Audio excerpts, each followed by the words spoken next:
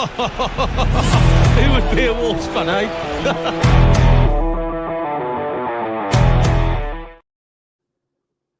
Good evening, good morning, good afternoon, whenever you're listening to this wonderful podcast, or even if you're listening live now and watching on YouTube, welcome to your Wolves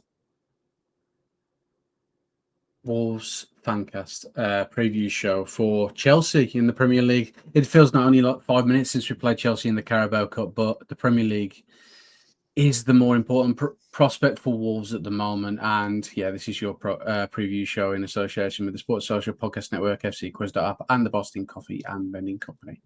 Joining me to talk about all the tribulations and worries at Wolves in terms of the managerial search, I've got Ed and Greg with me tonight. Ed, I know we spoke just before the show started, and you said you were feeling a little bit lethargic towards everything, but yeah, I think you said the words you summed up with quite nicely. The spectre of Gary O'Neill, it very much was that, and I think that's kind of has brought down a lot of the mood for Wolves fans this week, hasn't it? It has, because of, and the lads that did the show last week after Vitor was sacked, I think Greg, you were one of them. I think that was a brilliant summary of how everyone was feeling, and then we had all of that, the culmination of something needs to change. And then to go back made it seem like we were going to potentially be in even more of a laughingstock than we felt like we were at the time. And I think that's been the energy sapping thing about Wolves this week, is that Gary was almost in the door. And then the rumours are that, the players didn't want him, and was he really ever in the door, and all of that kind of stuff. It's just sort of, it's made. I'm 40. I've watched Wolves in the Championship most of my life, and lower, of course. And this one feels like a real low, because it feels like we don't even have the anger anymore. It's the apathy that I think is the energy sappingness of it all. But let's see if we can pull a surprise something out of the bag tomorrow evening and get the new bloke in, or the new old bloke in, and see if we can kick on. But there's still a lot of points to play for, Jafo, so I will try and come around to your positivity.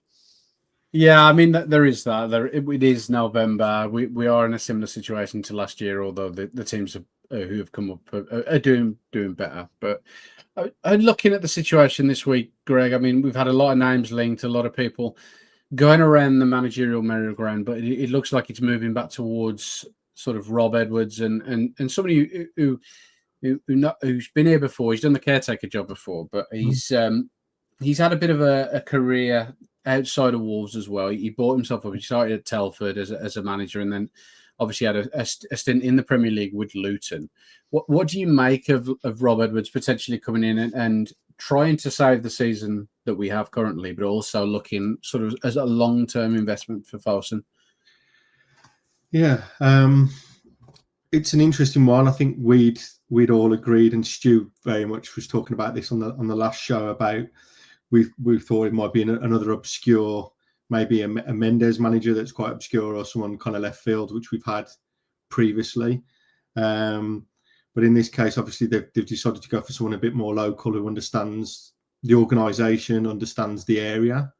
Obviously Rob played in the region as well, not just as a manager. He played for Wolves, played for Villa. I think he was a youth player at Villa. So, and that's where we got him from. So he's obviously somewhere who knows that. He's familiar with English football, and also you would like to think is going to be understanding of the fan base, what we want, what we expect from a Wolves team. And it certainly wasn't what was put out for Fulham. So, from that perspective, he's got a good head start, and he won't need to get under that. I think, let's be honest, I think it's probably reflective of where we are as a club, though, that, we're not going to get anyone, more higher than that. I think that's the case. And, I think he's done a decent enough job at Middlesbrough. I think that's important. So, listen, he's worth a shot, but I think it is an appointment probably with one eye on the Championship, if we're honest. And I think it does show that. It may also be reflective of the budgetary challenges that we will have if we get relegated, that we're probably going to need to be buying from a different pool, as it were. And I think that also gives me that kind of vibe as well. No, I think so. I'll come back and touch on it on Rob Edwards in a little bit, Ed. But obviously, the man at the moment in the hot seat, as he was this time last year, James Collins, as always, he seems to always be pulling himself into the interim role at Wolves, and does very well. Speaks very well, but he's in the press conferences, sort of giving us the heads up of some of the information that's around and. Some of the comments that he says, obviously we know about Rodrigo Gomez and Doherty being injured, Agbadu with a red card, but what's more telling to me, and I think it was something that personally I want to see more of, and I think we all do as Wolves fans, is younger players coming through.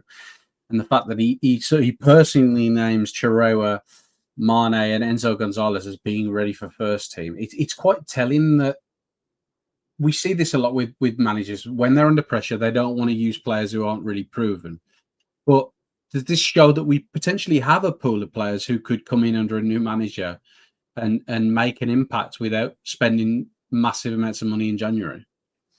Yeah, I think, Greg, correct me if I'm wrong, but when the PE teacher, Steve Davies, took over, isn't that when Bueno kind of burst onto the scene as well? Yeah, yeah. And he's now, he's our starting left wing back. Whether or not he should be over Moller Wolf, we can have that discussion another time.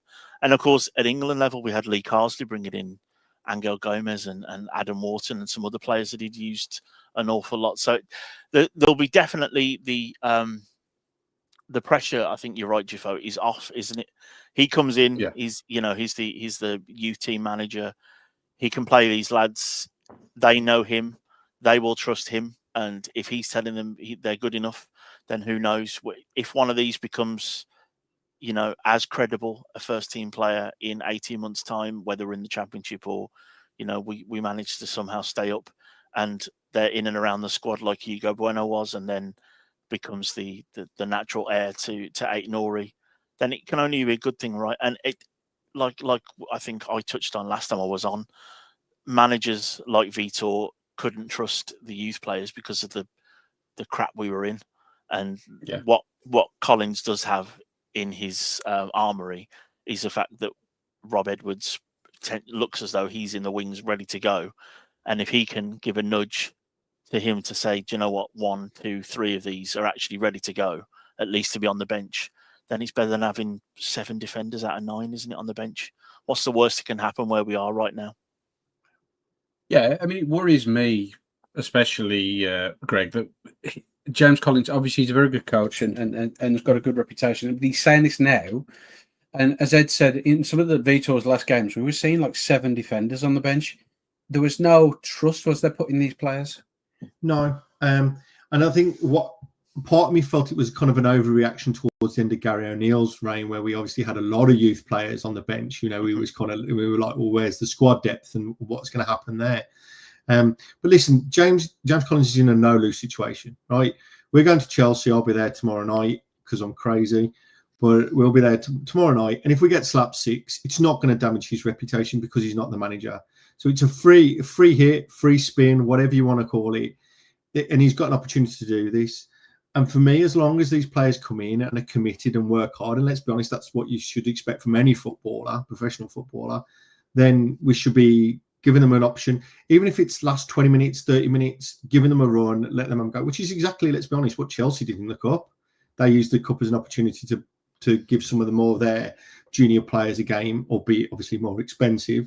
But we should look to do the same. I mean, I was impressed with Manny in some of the games I've seen from him in the under-21s. I think he will come in with no fear because it will be a new environment for him. And Enzo Gonzalez is an enigma. We brought him in, paid £5 million. I know he's been unfortunate with injuries, but we've got to find out whether he's ready. And the only way you're going to do that is to play him. So, yeah, I think it's an opportunity for us to have a swing and just go for it. Let's be honest. Just go, commit, and hopefully we can, really surprise everyone. Yeah, I think this next month and a half is crucial, because if we can get a tune out of these players, even in the short term, and it gets us a couple of wins on the board, then that's massive going into the January transfer window. Looking at, obviously, we're talking about the situation with bringing in the manager and the club rebuilding and having a future. The you will have seen on social media potentially some posts on the Fancast or on other fan groups, but there was an open letter sent to Wolves. Obviously, a lot of Wolves fans have concerns about the long-term goals of Fosun, what their ambition is, what the identity is, what the actual word project actually means now for Fosun. And under the stewardship, we've seen sort of a regression of investment, and we've seen a sort of a Groundhog Day effect where things seem to be repeating itself. Following on from that, we do have an update from Wolves. They've sent issued a statement to the fan advisory board that they understand that there is the rising frustrations, but they want to focus solely on getting the manager in and setting up for the short-term future before they can look at sort of long-term goals. Looking at this, where we are with Fosun, Ed, this is still a time where they can rebuild a reputation. It's not completely broken. Let's remember that we're not on the cusp of going into League One like we were under Morgan. We're still, as I keep telling people, it's still November. We're not relegated yet. There's still a long time to go. Do you think that if Fosun get this managerial appointment correct, and it actually comes in and does the man, and he's potentially saves us or takes us close to being saved, that Fosun have the chance to sort of repair any sort of damaged reputation that they have with the fan base? Yeah, of course, we're all fickle, right? If we get out of this by the skin of our teeth and they invest in January like we hope they will do, and by hook or by crook we finish 15th and they don't do it again, then of course. But we have enough data now in the data set of the last 3 seasons to not trust them. But they definitely can rebuild it. All it will take is for them to not crap the bed next summer. If we are to do what I feel at the minute feels like quite an impossible task in staying up. Of course, football fans are fickle. We were at the League Cup game, and all it took was one goal for the fans to all of a sudden stop shouting about Fosun and start cheering the lads on, because we got that goal out of nowhere from Hwang's interception, and all of a sudden the protests towards Jeff and towards Fosun stopped for about 20 minutes because we were on top in the game at that point. Football fans, I'm one of them. I'm fickle. We all had mixed feelings about Cunha last year, didn't we? We know how good he was, but we also know that he held us out for ransom and actively, didn't perform on the pitch to prove his point. It's still there, but it's going to need more than just a bit of investment in January. It's going to need investment back into the club. We need to see bollards being painted. We need to see the stadium being improved. If we stay up, Fosun, to get anything back from the core of the fan base is to be more invested in us and more invested in the club and not brand Wolves. Yeah, no, I agree totally. Greg, I mean, you said it quite nicely there, Ed, but I mean, looking at obviously what comes with that and the issues that are coming with that, is that we as fans and the people who are involved in sort of putting in content out there, we're imploring people to keep pushing on with online protests and putting that pressure on Fosun. Yeah. Do you think that looking at the pressure and seeing that maybe the fans are going to sort of not only break this Groundhog Day effect, but sort of give Fosun that ultimatum that it is a put up or shut up and leave sort of situation for them, even in the short term it was?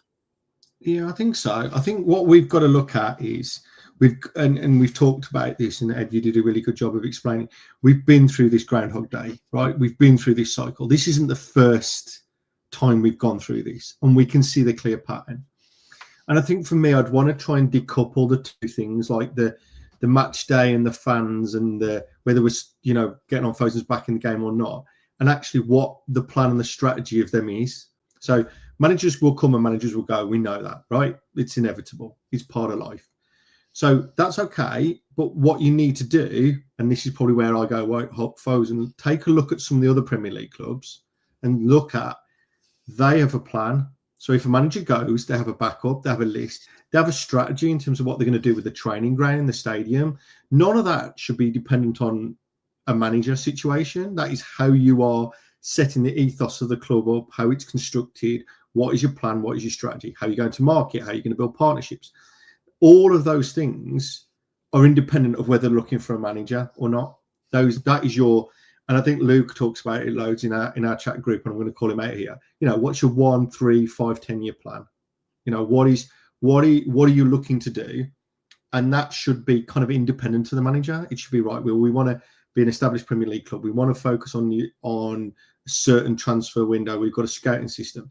But at the moment, we don't, and I'm not going to repeat the rant that I did in the last podcast, but it's that kind of thing that you go, right, what is the plan? Where do you want to go? And for me, looking for a new manager, okay, fine, that's a task you need to complete, but you should still have the answers to those questions ready and available. So for me, we need to keep, as a fan base, keep pushing and pushing until we either get those answers or we get another party that can give us those answers. Yeah, I totally agree with you. I think the tunnel vision nature of it all, Ed, and Fosun always seem to just focus on the biggest issue and the thing that can really damage them the most. They seem to hone in and focus on it and do half a job. We've seen that with the painting. We've seen that with some of the work around Molineux. I think it's quite telling that out of all the Chinese companies and conglomerates that have come into English football, that Fosun are the final stalwarts of that Xi Jinping forced investment into foreign football. Do you think that potentially there's a feeling in Fosun that if they do give up now, that they are seen as sort of a failure because they were the one success story in sort of Chinese investment, that if they give up now and they hold their hands up and say that they fucked it up, that in fact the whole reputation of Chinese investment in football is ruined?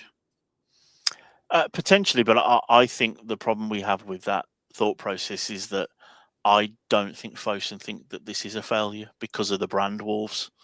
I think we see an awful lot on. I'm not on social media, but I see it through the group chats, like all the stuff that they do on esports and all the other stuff. That is a success. And until 6 months or so ago, we did have a lot more tourists that would come and be in the ground. And it's only the dip in the form of the team, and in particular Huang not playing as much, that we have seen less and less of the tourists. I think the brand Wolves works for Fosun. I think what they need to focus on, and it's really weird because, like Greg's just really eloquently put, if you ran a business the way that they've run Wolves, it wouldn't last, because you can't. Football is outside of normal life, isn't it? The money involved in it is astronomical, and I think one of the comments, and I meant to click on it to bring it up, said that they're reactive. I think that's probably too kind to Fosun. I don't think they are even reactive. I think it's almost it has to get to nuclear before they start doing something. There doesn't feel like there's a plan, and there hasn't been a plan. It doesn't feel like since Nuno left, and we only had that plan with Nuno because the investment was better, and we were finishing 7th. It was easy to plan then because people wanted to be here. We had the players. We didn't have players holding us out for ransom. Even when Jota left, he left really with the blessing of, well, he's done his time, and it's Liverpool that's calling. When we saw Neves leave, he left and went to a really poor league. And we are starting to see players run their contracts out, do a Sarabia, do a Cunha. And the fact that we don't even have the plan to fix what's on the pitch, let alone what's going on in and around the outside of Wolves. But I think, to answer your question, they're running this like Wolves the brand rather than Wolves the football club. And unfortunately, we are the football club, not them. And it's us that suffer, not them. I mean, that's the biggest issue, really, is the fact that Wolves, the football club, is the biggest part of that brand, and any sort of relegation or even more continued poor form he's damaged that value, isn't it, Greg? That we're looking at a football club that potentially was worth 700-800 million even 1-2 years ago. That's now worth, people are quoting numbers like 400 million. It's not a huge value, is it, really, for something that has had such success in recent history, but also should be worth a hell of a lot more for a single city club. Yeah, absolutely. And I think this is where Ed, you kind of covering it really well. They've got to understand, and it's concerning at this time after this amount of years. Football business isn't business. It isn't a generic business. You could go to a supermarket, and if the supermarket you have a horrible experience, you go to a different one, right? We're not going to go, particularly in my old age, and start rocking up at another club, right? You don't suddenly go, right, today I'm just going to go and support Liverpool. It doesn't happen, right? And there's an emotional connection which isn't prevalent in most other aspects of life, right? So that's the thing. But also then you've got to acknowledge that they aren't run like businesses. A lot of these, they've run at losses, there's things in there. And in doing so, they've just kind of missed it. And I think part of that is whether we like it or not, Wolverhampton Wanderers is a very small part of Fosun Group altogether. Reality. I'm going to say a plaything, which really is kind of demeaning. I don't want us to sound that way, but if you look at the balance sheet, you look at everything else, we're not on the radar. We're a footnote. And I think that's a problem for us. And as you say, with the other external influences, whether that's Chinese direction around investment or whatever, it puts us in a difficult place. And unfortunately, as I said on the last pod, it also makes us, the way that they've done things with the esports and that actually makes us a more complicated sale as well. So even if they do want to unpick all this and disappear off, they've made it so that it's going to be actually harder for them to do that. So we kind of got stuck on both sides, to be honest. We've got an owner who may or may not want to be here and doesn't really tell us, but also have made it difficult for themselves, if they do want to get out, to actually step out. No, massively. And I think that's the biggest thing now, is that we are both stuck with each other, and we need to find a way to work together. And I think that's what fans want. And the key thing about a lot of this putting pressure on the club is that we want a little bit more transparency, Ed, and just a little bit more of a conversation with the club. We need Jeff Shee to come out and have this. We're not saying that we want it to go back to where it was Laurie Dalrymple, where everything was coming out and there was this really, really open conversation. We don't need that. I mean, long term, that'd be great. But short term, we just need something from the club that they're showing that they want to be here. They're showing that they want Wolves to be part of Fosun for a long term, because the silence is deafening, and it hurts us as fans, doesn't it? That we see something that we care so deeply about, and as you guys have said, that's something that will long live past Fosun being owners. It lives long past Nuno being a manager, and Vitor Pereira and all these people who've been and gone, and all the players. That we want just a little bit of reassurance that our little club in the West Midlands is going to be safe, don't we? We do, and I think the problem we have with the fact that silence is deafening is that whenever Jeff opens his mouth, he messes up again, doesn't he? He tells us not to really have any dreams. He tells us to not even pretend that success under Nuno was planned. All of that was luck as well. I think the problem we have, and it sounds really cliched, is that Jeff is the face of Fosun, but he appears to know absolutely nothing about football. And it reminds me a lot of when the Venkis came in at Blackburn, and you have all of we'll get Ronaldinho. We don't think, we get relegated. That's new. That's it. And it's the world's very different to when Abramovich bought Chelsea and you could buy the league, which is what he did, and it's been proven so. You can't just invest millions now, and you see that with the PIF posse in Newcastle. They're starting to get bored because they realise they can't buy the league, and the investment in and around Newcastle isn't what they promised either. So the grass isn't always greener sometimes with even the richest people in the world. If the plaything isn't very much fun, they're not interested. I think the problem we have is if the club starts saying something, if it's Jeff saying it, A, we won't believe it, and B, if he does say something, he'll probably say the wrong thing. So maybe that's the reason why we're getting silence, is because we don't have a spokesperson. We really don't. I'd rather hear from Robert Plant than anyone else. And he's a rock star. You'd think they'd have a PR agency though, or someone that could draft some. It's bizarre that they don't. It's bizarre that they don't. Just to communicate. Well, they've got media people in there, haven't they? You'd think someone could just eyeball something. And I mean, any one of us could do it. I'd be quietly confident anyone that could just go, right, this is where they're at. This is the thought process. Just document, this is where we're working towards, and then come out. And yeah, okay, they might not want to go through everything, but some of the stuff is just basics. And that's not a football orientated nuance, is it? It's just good comms as an organisation to say, this is where we're at, this is what we're doing. I think genuinely, in the Fancast group chat that we've had some difficult discussions. I remember when we had to deal with how we were going to deal with Jota's death. We dealt with all of that in the Fancast. Where are we going to go with it? There was a little bit of to and fro on what we decided to do. We decided we didn't want to profit from it, so we kept stum and waited for the start of the season. But little Dan was all over the tweets explaining why we weren't talking about it. It's not difficult. Talking to people is not difficult, and it shouldn't be difficult for people who are CEOs. That's their job, is to shake hands and talk to people. But we appear to just have an accountant who doesn't know what's going on. Yeah, well put.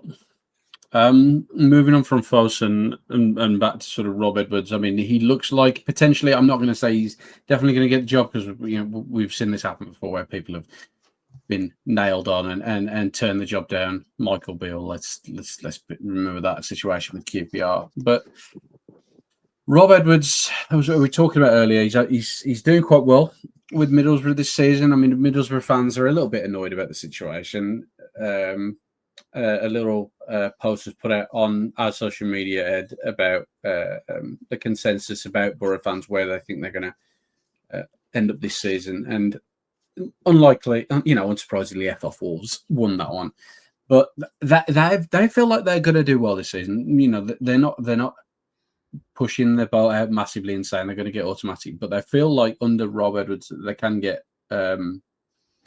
I mean, looking at what he's done there, what do you think that Edwards is going to bring to Wolves if he does sign on the dotted line? He's going to, I think Greg's touched on it already. He's going to bring what he knows what Wolves is, as cliched as that sounds.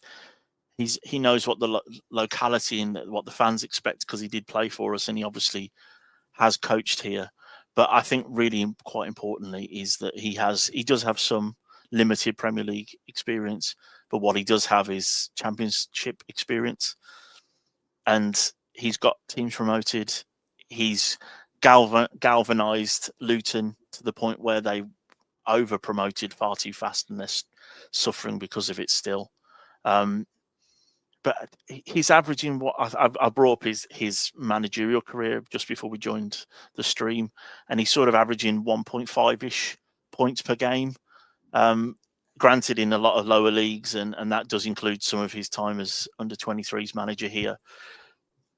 What he's going to bring is a stabilising factor, because if we go down, the chances are that unless we go down with 2 points and he doesn't win a game all season, he'll just be here next year. And it's at least a chance to have someone for 18 months to 2 years and actually see what can happen. And he has the ability with his background of working with youth players. If that's all we're left with, then that's not a bad thing either. I think he seems like the right man for the position currently, but I also don't know anything about those Portuguese managers that might be on Mendes' books. So I didn't know anything about Vitor. I didn't know much about Gary O'Neill before we had him. At least I know something about Rob Edwards, which makes it seem slightly more palatable. Yeah. I mean, it looks to me like we're going to a similar sort of situation, Greg, to where we had with O'Neill and where we had Matt Hobbs. And we saw with that although I was a little bit cautious in the way that we did things, that we actually had some sort of identity that we wanted to focus on, a recruitment policy, go potentially the same route as like a Brighton. But we had this sort of year out where we we bring in Vita Pereira, somebody who's a bit of a journeyman as a manager, and he brings along his friend, which I think is a very strange situation. I don't really want to go too much into it, but I think the manager having control over bringing in a football director is very, very weird, because it should be the club that dictates the style of football and the football that wants to be created at the club, not the manager. So him bringing in Domenico Tete for such a short period of time was bound to be disastrous, and has proven to be such. But do you think that Folsom are sort of looking at the model that where they did achieve quite well with Matt Hobbs, bringing in players like Andre and such, that this may be where we look to as a sort of a long-term goal, even if we get into the Championship and we try and come back, that we have this sort of model of looking around and bringing players in that we saw with Hobbs and O'Neill when they were there? Yeah, but I think I go back to what I said before. I think that they need to be separated. So I think we need to not have a situation like you've just described, where the director of football and manager are either in cahoots or a partnership agreement or anything like that. The director of football should be the director of football, and the manager is the manager. And one could leave at one point and one could leave at another, but it should still continue to function. It shouldn't fall apart. So I think that is where I would say that we are. Listen, I think we need to have a bit of a clear of the decks. That's the reality. And to be honest, we are one way or another, whether people are choosing to or whether they're forced to. We have got that. We know there's been a number of the left out of the youth scheme as well, which, to be honest, hasn't produced, I would say, given the investment that's gone into that. But that may be a bit harsh, because I know some of them have been poached and taken to other clubs and stuff. But we do need a bit of a reset. If we can find a director of football to bring in to support that, then I think, yes, that'll be the right thing to do and a good thing. But it's about, again, let's start getting some right appointments. Let's get a clear plan in terms of what that director of football is going to be brought in to do, how they're going to structure, and then making sure that works with Rob. I think that makes total sense. I mean, Rob Edwards should be a short-term solution at the very least. And I think sort of if we see ourselves as trying to get through to the end of the season and then having this reset as you talk about, there needs to be some sort of revolution at the club in terms of the way we do things, Ed, that we do set ourselves up for long-term success. And even if Fosun sort of don't want to be here or want to, do some sell 20% or 30% of the club off, that at least they're doing what's right by the club and setting it up to have long-term success, because we've seen it can be done with clubs of similar size, haven't we? Yeah, and the loyal fan base, though, it wasn't that long ago I couldn't get a season ticket. It's taken Wolves' downfall for me and my lad to be able to go. We've been on the list since he was born, pretty much, and now we have season tickets. There's a reason for that. The stock has fallen, but that doesn't mean that we can't get back there. It just needs we need direction. I don't want to keep saying the same thing, but we need a direction. We need someone to come in, and as corny as it is, we need someone to come in, get some marker pens out and get some flip charts and have some thought process behind what we're doing, because we can't just keep I don't know, fighting against the tide come January and trying to go again. So maybe there's a little bit of a jacket feel to this appointment as well, not in the fact that we're getting sort of a British manager and we'll have two up top, and I'm not thinking we're going to go 4-4-2 and go Allardyce. But what I mean is we get someone with some kind of experience that has some kind of standing in the game, that maybe some of these players will never have heard of Rob Edwards, but maybe they'll remember what he did with Luton. Maybe they'll remember sort of how good he was around Locklear and how he handled that, and how much the fans and that team really played for him that season. And if we can galvanise something like that, along with bringing some of the potential youth players through, what's the worst that can happen? Where we are right now is we're aiming at being worse than Derby's record and going down with a whimper. So we might as well set our stall out to say, what's the worst that can happen? Let's reset and try again, and maybe bring some people in above Rob, that we have a plan that will outlast him. No, and that's exactly all that we want as football fans is sort of that long-term stability. I think that's the key thing, is that long-term we see the club having a plan, and we're not changing director of football as much as we're changing the manager. As always, there are other games at the weekend, and the Premier League is busy as always, and fantastic fixtures, and there's a few in there, Greg, that may have, help us if we get a good result, that we can sort of kickstart our season. And I'm looking at the likes of West Ham playing against Burnley. I'm looking at Nottingham Forest against Leeds. That's very crucial for the fight at the bottom long term. That we could see a result there that impacts the table come May. Is there any sort of games there, outside the Wolves bubble, that you'd look at and you go, I'd love to watch that game, other than maybe Man City, Liverpool? I had to get that in right at the end. Yeah, he done me at the last. I was just about to drop that one in, and I thought, yeah, I'd like to see Man City, Liverpool, and you took it off me at the last.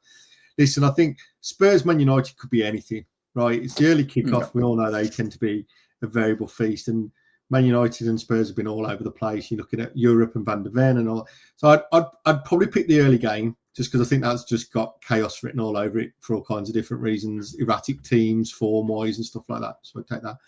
But going back to the other games, I mean, you're absolutely right to call those out as being general crucial games. But let's be honest, right now, we're nowhere near it. So I think for me, we've just got to focus on putting a performance in. And I'm not saying about winning. I'm not even saying about drawing. I'm just saying put a performance in. One where there's heart, one where there's effort, one where there's...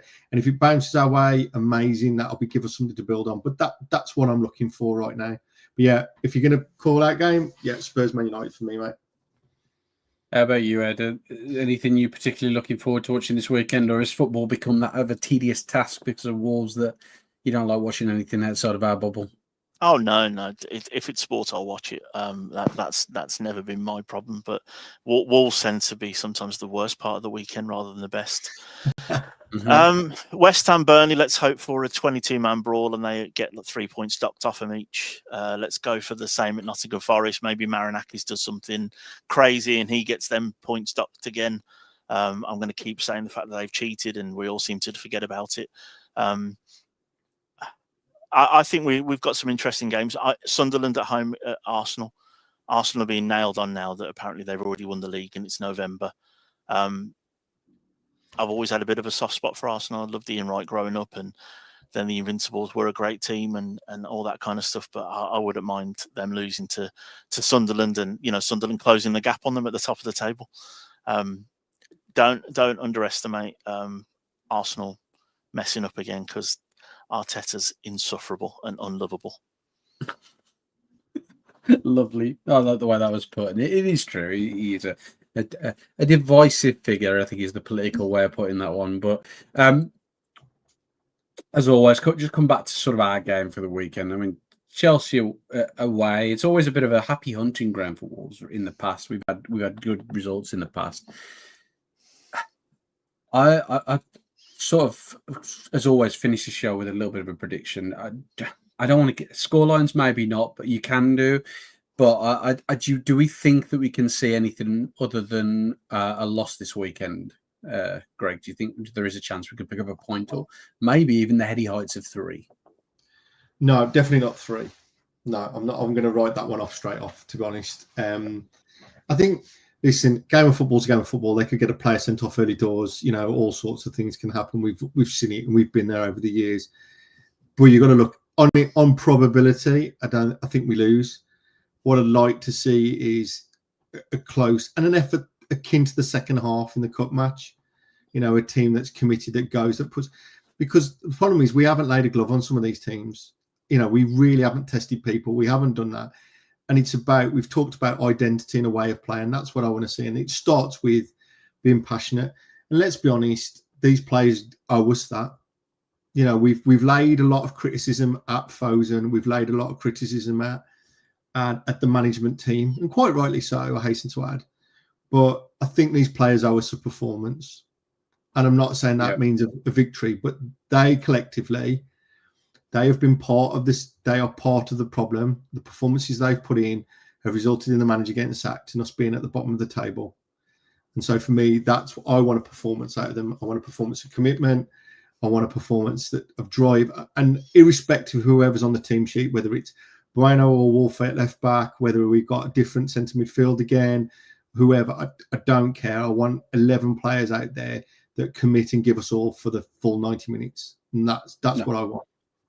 Totally agree. I think that's all that we ask for as Wolves fans, is a little bit of fucking effort, to be honest, because they seem to have let us down this season, and I totally agree with you on that one.